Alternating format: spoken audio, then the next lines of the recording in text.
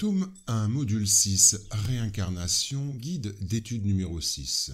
L'oubli du passé, justification de sa nécessité.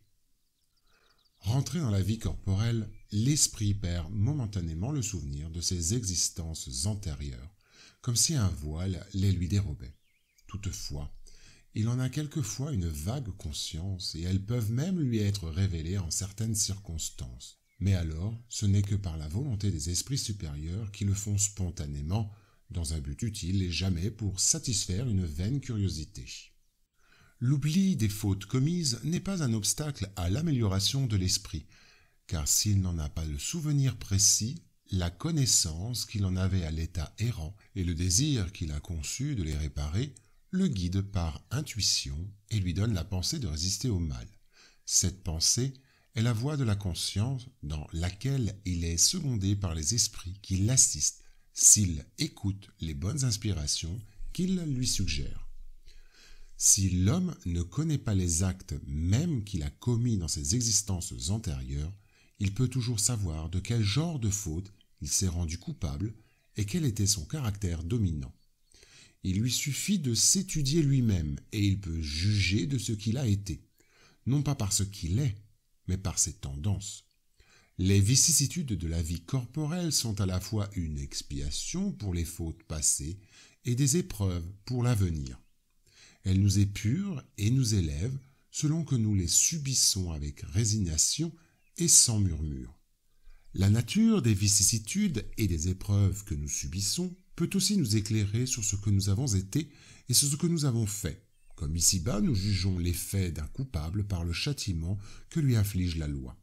Ainsi, tel sera châtié dans son orgueil par l'humiliation d'une existence subalterne, le mauvais riche et l'avare par la misère, celui qui a été dur pour les autres par les duretés qu'il subira, le tyran par l'esclavage, le mauvais fils par l'ingratitude de ses enfants, le paresseux par un travail forcé, etc. C'est en vain qu'on objecte l'oubli comme un obstacle à ce que l'on puisse profiter de l'expérience des existences antérieures. Si Dieu a jugé à propos de jeter un voile sur le passé, c'est que cela devait être utile. En effet, ce souvenir aurait des inconvénients très graves. Il pourrait, dans un certain cas, nous humilier étrangement et bien aussi exalter notre orgueil et pour cela même entraver notre libre arbitre. Dans tous les cas, il lui a apporté un trouble inévitable dans les relations sociales. L'esprit renaît souvent dans le même milieu où il a déjà vécu et se trouve en relation avec les mêmes personnes afin de réparer le mal qu'il leur a fait. S'il reconnaissait en elles celle qu'il a haïe, sa haine se réveillerait peut-être, et dans tous les cas, il serait humilié devant celle qui l'aurait offensé. Dieu nous a donné, pour nous améliorer, juste ce qui est nécessaire et peut nous suffire, la voie de la conscience et nos tendances instinctives, il nous ôte ce qui pourrait nous nuire. L'homme apporte en naissant ce qu'il a acquis, il naît ce qu'il s'est fait. Chaque existence est pour lui un nouveau point de départ. Peu lui importe de savoir ce qu'il a été, il est puni, c'est qu'il a fait le mal. Ces tendances mauvaises actuelles sont l'indice de ce qui reste à corriger en lui, et c'est là sur quoi il doit concentrer toute son attention, car de ce dont il s'est complètement corrigé, il ne reste plus de traces. Les bonnes résolutions qu'il a prises sont la voie de la conscience qui l'avertit de ce qui est bien ou mal, et lui donne la force de résister aux mauvaises tentations. Du reste, cet oubli n'a lieu que pendant la vie corporelle. Rentré dans la vie spirituelle, l'esprit retrouve le souvenir du passé. Ce n'est donc qu'une interruption momentanée, comme celle qui a lieu dans la vie terrestre pendant le sommeil, et qui n'empêche pas de se souvenir le lendemain de ce qu'on a fait la veille et les jours précédents. Ce n'est même pas seulement après la mort que l'esprit recouvre le souvenir de son passé. On peut dire qu'il ne le perd jamais, car l'expérience prouve que dans l'incarnation, pendant le sommeil du corps, alors qu'il jouit d'une certaine liberté, l'esprit a la conscience de ses actes antérieurs. Il sait pourquoi il souffre et qu'il souffre justement. Le souvenir ne s'efface que pendant la vie extérieure de relation. Mais à défaut d'un souvenir précis qui pourrait lui être pénible et nuire à ses rapports sociaux, il puise de nouvelles forces dans cet instant d'émancipation de l'âme s'il a su les mettre à profit. On voit ainsi que dans l'oubli du passé se manifeste la bonté du Créateur, car le souvenir d'un passé souvent pénible ou humiliant, s'ajoutant aux amertumes de sa nouvelle existence, pourrait le troubler, c'est-à-dire l'esprit, et l'entraver. Il ne se souvient que de ce qu'il a appris, parce que cela lui est utile. Si parfois il conserve une vague intuition des événements passés, c'est comme le souvenir d'un rêve fugitif. C'est donc un homme nouveau, quelque ancien que soit son esprit. Il s'appuie sur de nouveaux errements aidés de ce qu'il a acquis. L'oubli du passé obéissant aux lois supérieures qui président le destin représente la diminution de l'état vibratoire de l'esprit en contact avec la matière. Cet oubli est nécessaire et, en faisant abstraction des bénéfices spirituels de cette question, on peut étudier attentivement ce problème à la lumière des conceptions scientifiques. En prenant un nouveau corps, l'âme doit s'adapter à cet instrument. Elle doit abandonner le bagage de ses vices, de ses défauts, de ses souvenirs nocifs, de ses vicissitudes du passé ténébreux. Il lui faut une nouvelle virginité. Un instrument vierge lui est donc fourni. Les neurones de ce nouveau cerveau jouent le rôle d'appareil briseur de lumière. Le sensorium limite les perceptions de l'esprit et ce n'est qu'ainsi que l'être peut reconstituer son destin. Il doit en être ainsi pour que l'homme puisse cueillir les bénéfices de sa vie temporaire. Sa conscience n'est que la partie émergée de sa conscience spirituelle.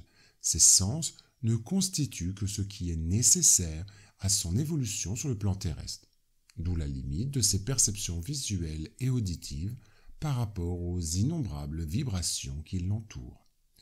Toutefois, comme l'oubli n'est pas absolu, dans cette obscurité nécessaire à son étude et à son développement, l'âme éprouve parfois une sensation indéfinissable.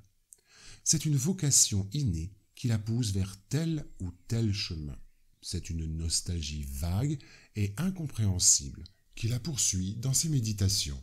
Ce sont les phénomènes introspectifs qui l'assiègent fréquemment. Dans ces moments, une vague lumière du subconscient traverse la chambre noire des cellules cérébrales, et par cette lumière filtrée, l'esprit entre en relation vague avec son passé lointain. Ces faits sont courants pour les êtres plus évolués, chez qui la chair n'exerce plus une action invincible. Dans ces vagues instants, il semble que l'âme incarnée entend la résonance des souvenirs qui défilent, les aversions anciennes, les amours sanctifiants, les goûts affinés réapparaissant fractionnés dans sa conscience, mais il faut oublier le passé pour réussir dans la lutte. Rappelons que, comme nous explique le spiritisme, la netteté des souvenirs est en raison de notre progrès spirituel.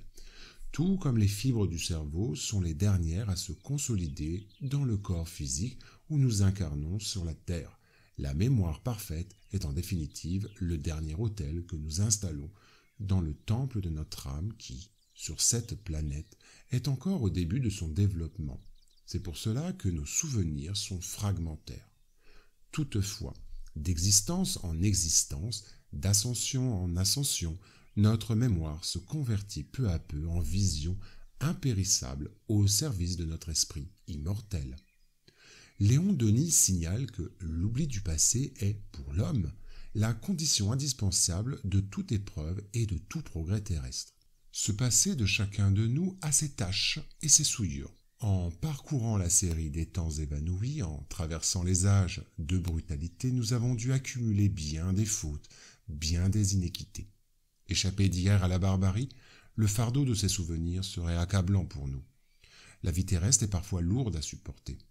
Elle la serait bien plus encore si, au cortège de nos maux présents, venait s'ajouter la mémoire des souffrances ou des hontes passées.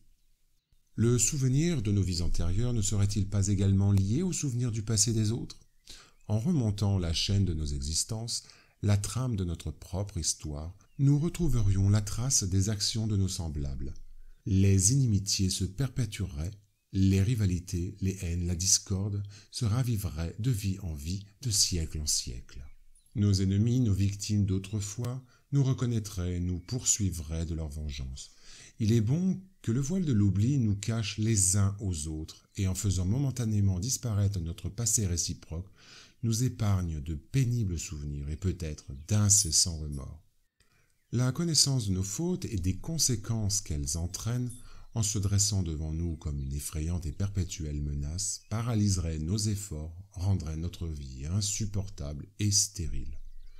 Sans l'oubli, les grands coupables, les criminels célèbres seraient marqués pour l'éternité. Nous voyons les condamnés de la justice humaine, leur punition subie, poursuivis par la défiance universelle, repoussés avec horreur par une société qui leur refuse une place dans son sein et les rejette par là même dans l'armée du mal.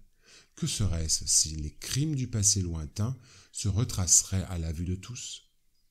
Presque tous, nous avons besoin de pardon et d'oubli. L'ombre qui cache nos faiblesses et nos misères soulage notre esprit en nous rendant la réparation moins pénible.